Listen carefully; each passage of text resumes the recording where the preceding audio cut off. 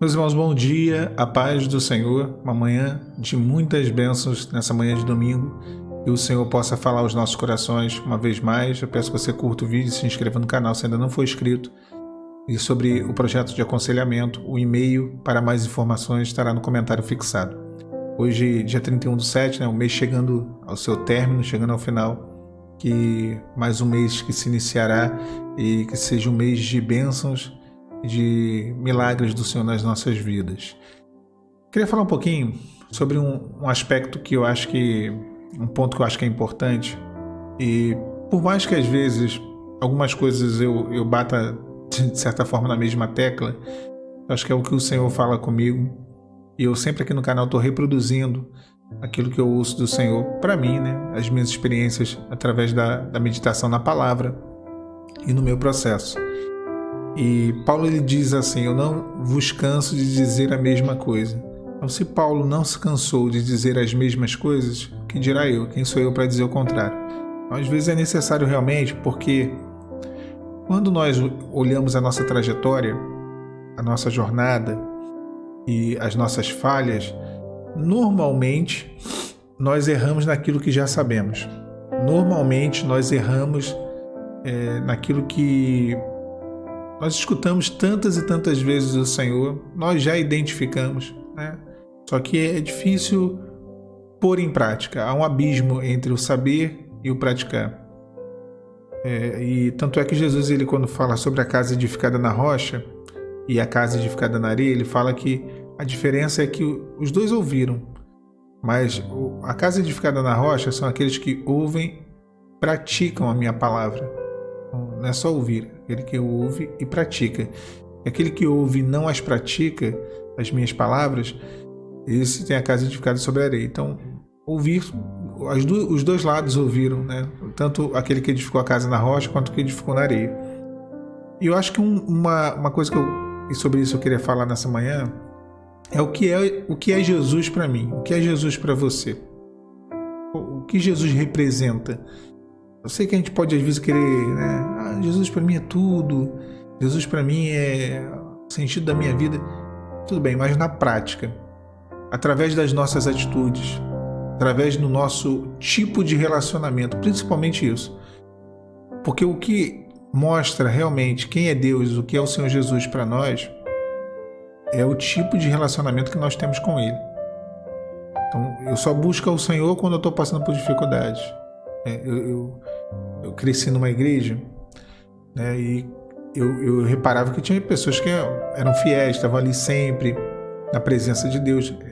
A vontade delas era realmente se relacionar com Deus. Agora, tinha gente que eu já sabia que quando aparecia na igreja é porque estava passando por algum problema. Tu via aquela pessoa, a pessoa ia para um multirão da igreja, uma limpeza lá, ou então uma evangelização que ia ter numa pracinha. Aquela pessoa que não vai nem para o culto estava lá. Eu falava, não era um julgamento, mas era uma constatação meio que óbvia. E aí depois a pessoa chegava e falava, não, que eu estou passando por um vale e tal. O Senhor para ela, para essa pessoa, no caso, para esse tipo de pessoas, e às vezes nós agimos assim, O Senhor é apenas um meio de vida. É um meio pelo qual eu alcanço uma cura, é um meio pelo qual eu alcanço uma libertação, é um meio pelo qual eu alcanço uma bênção para o meu lar. Um meio. Aquilo que é a obra de Deus não é uma forma de vida, é um meio de vida. Eu vou para a igreja para receber algo. E Jesus, ele sabia disso. No seu ministério, ele questiona os discípulos e acerca do que pensava a multidão sobre ele. O texto diz assim, quer ver?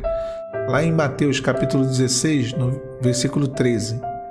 E chegando Jesus às partes de Cesareia de Filipe, interrogou os seus discípulos dizendo, quem dizem os homens ser o Filho do Homem? Ou seja, quem estão dizendo por aí que eu sou? E eles disseram, uns dizem que você é o João Batista, outros Elias, outros Jeremias ou um dos profetas.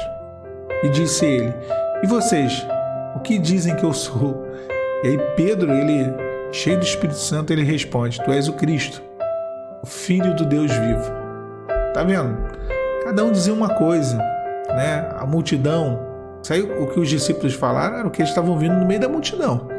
aqueles que estavam seguindo a Jesus. Era essa a informação, porque durante o ministério de Jesus, eles ficaram ao lado de Jesus ali quase que o tempo todo. Então, o que a multidão estava dizendo? O que as pessoas estavam dizendo? É João Batista. Uma coisa que João Batista pode representar muito bem são os costumes, é a lei. Né? O João Batista ele tinha aquela metodologia dele bem diferente, né? De viver no deserto, se alimentar de gafanhotos e mel. Né? Então, João Batista. Ele é João Batista. Então, era uma forma de viver, uma maneira de viver que era a maneira de João, e pensavam que Jesus era João. Uns diziam que ele era aquilo, costumes, leis, regras, dogmas, e outros, Elias, um profeta de grande poder, de grandes sinais. O que Jesus é? O que ele representa? Elias, aquele que opera milagre, aquele que cura, aquele que tem grande poder. Tem grande poder. Olha, eu vou para a igreja porque ali eu posso receber meu milagre. Não, eu vou para a igreja porque ali eu posso ter a minha vida mudada. Eu vou para a igreja porque eu aprendi, né, a lei, as regras, que ali é o lugar mais correto. Outros diziam que ele era Jeremias, um profeta de grandes revelações. Não, eu vou para a igreja porque o Senhor pode falar comigo, eu posso saber o que realmente eu devo ou não fazer, o que deve ou não acontecer na minha vida, o que eu devo escolher ou não, qual é a melhor opção. Então as pessoas elas se cercam de um Jesus que de fato não é o verdadeiro Jesus. Um Jesus que, eu sempre digo aqui no canal, um cumpridor de desejos, né? O gênio da lâmpada. Eu vou para a igreja porque ele vai me dar o que eu preciso, o que eu quero. Então, o religioso, o homem que não entendeu o verdadeiro Senhor, o verdadeiro Jesus que morreu na cruz, o verdadeiro propósito dele de ter feito isso, esse homem, e aqui homem e mulher, né? Esse religioso, ele não conhece Jesus como Salvador e nem se importa com a salvação. E aí Pedro vira e fala assim: tu és o Cristo, o Filho do Deus vivo. Pedro não fala dos homens, né, que as pessoas comparavam, que eram homens que todos eles tinham morrido. João Batista, Elias não, mas João Batista, Jeremias, compara com o passado, homens do passado, de grandes feitos. Pedro fala: tu és o Cristo, porque a experiência que Pedro tinha era uma experiência daquilo que ele estava vendo no presente. O Filho do Deus vivo. Olha como que, às vezes, há um engano muito grande. Eu conversava com algumas pessoas, né? Conversar com uma pessoa especificamente, né? Não vou ir muito a fundo sobre essa temática, mas a pessoa, essa irmã que eu conversava, ela é calvinista no que se refere à restauração de um relacionamento, porque ela acredita que não existe livre-arbítrio, que a pessoa, se uma pessoa orar, Deus é obrigado a restaurar e a outra pessoa não tem livre-arbítrio, né? Agora, no que se refere à salvação, essa irmã é arminianista, né? Ela acredita que nós podemos perder a salvação, nós podemos escolher ou não. Então, que coisa mais doida. Porque Jesus, a salvação de Cristo, que é o projeto mais importante, ele é um projeto secundário na cabeça dessa irmã, ao ponto de que ela acha realmente que para a restauração é algo tão mais valioso, algo tão mais importante do que a salvação, que Deus não dá escolha ao homem. É uma coisa que obrigatoriamente vai acontecer. Meu Deus, que pensamento! Você poderia até pensar erradamente isso sobre a salvação. Aí você seria um calvinista, pensar que se Deus quiser salvar, ele vai salvar e o homem não tem escolha, né? Não é assim. Aquele que crê será salvo. O que não crê já está condenado. Então, depende da fé. Então, a presciência de Deus, Deus, não é que Deus já marcou as cartas, é que Deus sabe quem vai crer, quem vai aceitar e quem não vai. Isso que é a presciência. Não é que Deus já escolheu eleitos segundo a presciência porque Deus já escolheu. Não, ele sabe quem vai aceitar. Então, o pensamento que a irmã tem, e é um pensamento que é muito, muito divulgado, difundido, anunciado no meio de restauração, de relacionamentos, onde se pensa que a salvação é algo secundário em relação à restauração. O que dizem vós que eu sou? Pedro fala: tu és o Cristo, o Filho do Deus vivo. Cristo, o enviado, Cristo ungido, aquele que foi ungido e enviado para morrer por nós. Para morrer. Para quê? Para nos salvar. Tu és a salvação. Filho do Deus vivo, tu és a salvação. Melhor resposta. Pedro deu a única resposta, na verdade. Alcançou a revelação.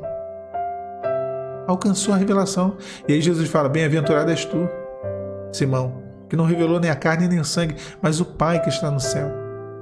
Você alcançou, é isso. Hoje poucas pessoas alcançam, né? Eu estava lendo os comentários aqui um dia, às vezes até desconsidero. Alguém botou assim, tá falando disso, daquilo outro, não fala de salvação. Na verdade, o que eu mais falo aqui no canal é de salvação. Eu sempre falo de bênçãos, sim, para essa vida, de coisas necessárias, mas no final sempre eu ressalto que o mais importante é a salvação. Não é que Jesus não se importe com os nossos problemas, com aquilo que necessitamos para essa vida.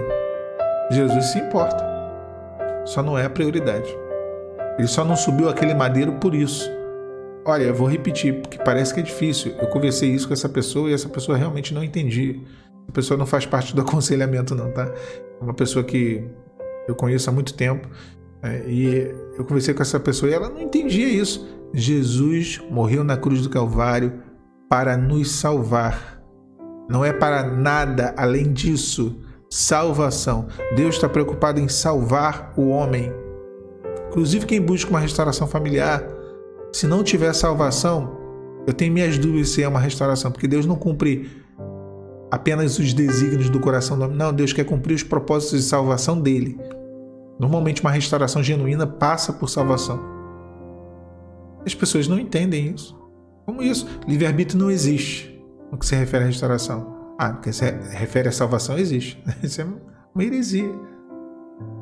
Porque eu uso sempre aquela colocação, né? Se Deus não faz todo mundo se arrepender para ser salvo, o que dirá para outras coisas?